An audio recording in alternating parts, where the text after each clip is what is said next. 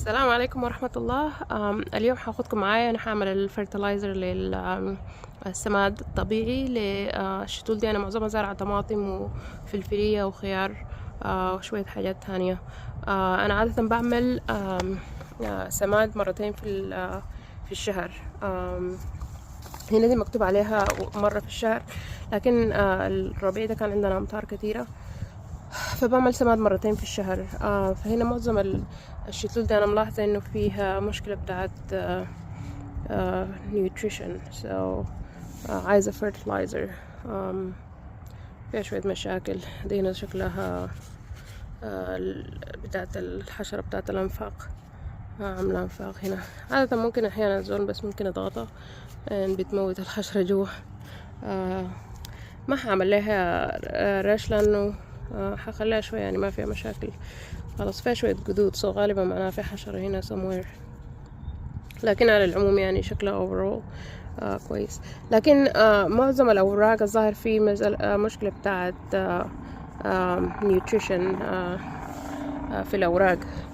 فلو جينا لدي هنا الطماطم دي كانت ماشية كويس، لكن احنا جانا مطر غزير جدا في خلال الأسبوع الماضي، فهنا كلها بدأت تصفر، بدأ يبقى لونها أصفر. فأنا عشان كده حديها fertilizer. فأنا قبل يومين استخدمت fish fertilizer. ده بريشيو 5:1.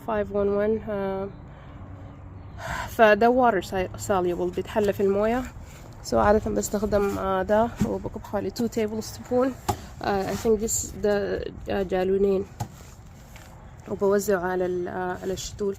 الكويس في ده لأنه بيكون يعني متوفر للنباتات فوريا، إنه تقدر تمتص المواد الغذائية منه. لكن ديل اللي بيكون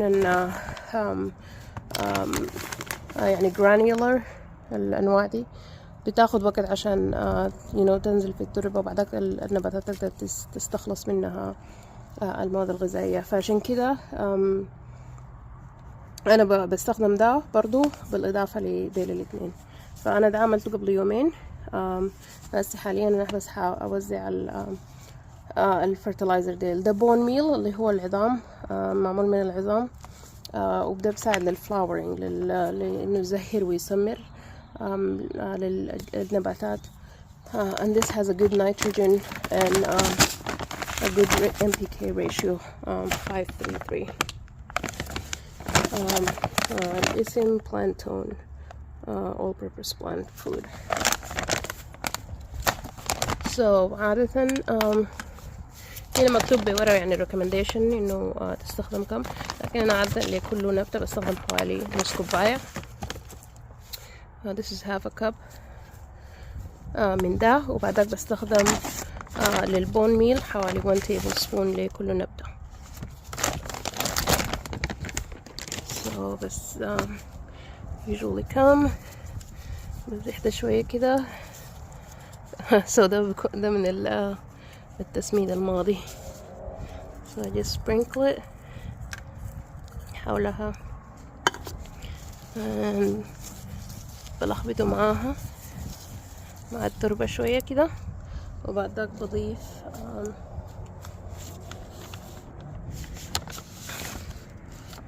معلقة برضو من السماد بتاع العظام.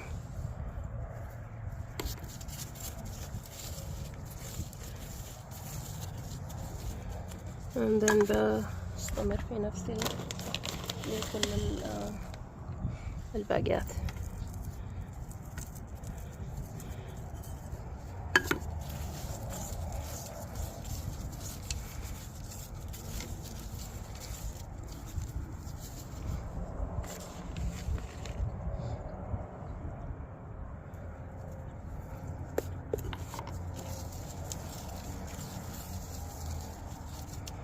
فدي طماطم ماشي كويس. دي indeterminate tomato، فمفروض هي بتستمر في النمو. أحيانا بتصل ل6-7 أقدام. فأنا عاملة لها التريلس دي إنها تطلع فيها، ومن فوق عاملة زي عريشة، فمفروض تصل لحد الطول ده. لكن النمو بتاعها في حاليا ما نمو شديد، يعني شايلة طماطم كتيرة وفي جزء منها بدأ لونه يتغير already، لكن محتاجة fertilizer. وهنا في حشرة.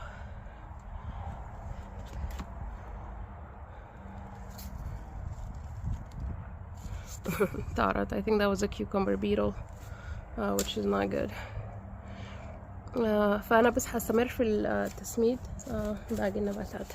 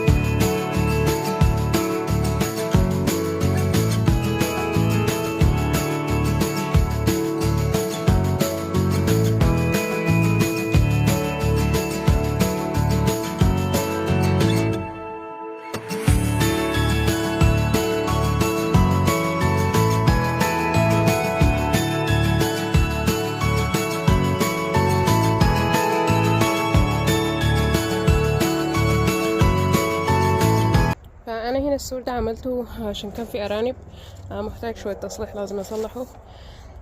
لكن الأرانب كان في جزر كتير هناك الجزر والبنجر برضو، فاسي بدأ يقوم تاني، لكن ما فضل منه كتير. وعندي الخيار ده هنا قايم، برضو حعمل نفس الشي، حعمل له عريشة دي زي فوق هنا عشان يطلع فيها، وعمل له هنا الحبال دي برضو عشان تكيب اب، وبرضو من الهواء عشان ما يقع من الهواء، فحعمل له نفس طريقة السماد.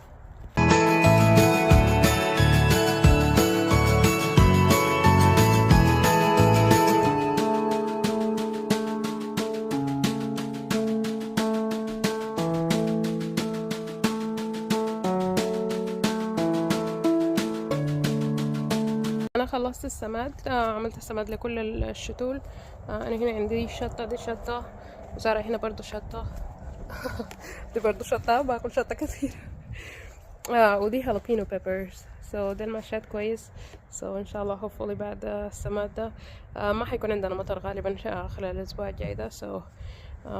هذا كويس. عندي هنا دي كركديه لكن لسه صغيرة، فنشوف حتمشي كيف. ده أسود أو بتنجان I think اسمه. دي برضو هنا فلفلية، دي كان فيها أمراض كثيرة، كان فيها لقيت فيها حشرات، فرشيتها بمبيد حشري، فإن شاء الله hopefully تبقى أحسن. هنا أنا زارعة طماطم، في زهور هنا، في حاجات هنا كان الأرانب أكلنا بالعافية علينا. دي هنا برضو طماطم، دي برضو طماطم، وديل 3 أنواع من الخيار. this one اسمه straight A cucumber، ده Armenian cucumber اللي هو الأخضر اللون فاتح، وده soya long اللي هو نوع من الأنواع الآسيوية. عندي هنا جاي هنا شوية بصل. أنا كان عندي بصل كتير، زرعته في شهر 2، لكن جاتنا موجة بتاعت برد شديدة خالص فانتهى من كل البصل، ففضل لي شوية بس. دي بروكلي. وعندي هنا فضل لي شوية جزر، زي ما قلت الأرانب أكلنا الجزر كله ففضل بسيط بس. وده هناك ده جرجير، فأنا خليته زهر عشان أنا عايزة بذور، فخليته عمل زهور. هنا برضو دي عندي برضو تاني فلفلية، دي ال3 دي الأنواع مختلفة من الطماطم. دي طماطم بيسموها determinate tomato اللي هو ما بتطول أكتر من I think 3 to 4 feet، 3 ل 4 أقدام تقريبا. ده الماكسيمم طولة. غير عن ديل اللي هو this is indeterminate tomato، فبتطلع الطول لحد ما تصل لحد العريشة اللي أنا عاملاها دي. دي هنا عدسية peas is it peas yeah peas.